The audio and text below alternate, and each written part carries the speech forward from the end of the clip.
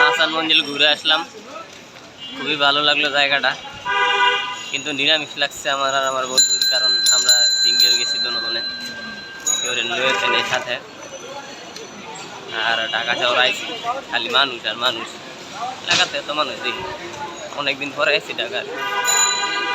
সচরাচর এরকম ঘুরার উদ্দেশ্যে আসা, আর রিক্সাতে কাবাকাবি লাগাইছে।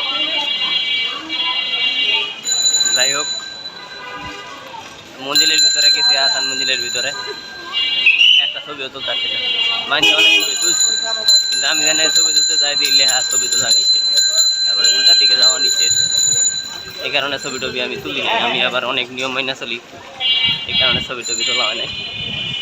এখন হচ্ছে বাড়ির উদ্দেশ্যে রওনা দিতেছি। তুই বেটা এমনি চাই রয়েছে, আমি একটা ভালো ভিডিও বানাইছি।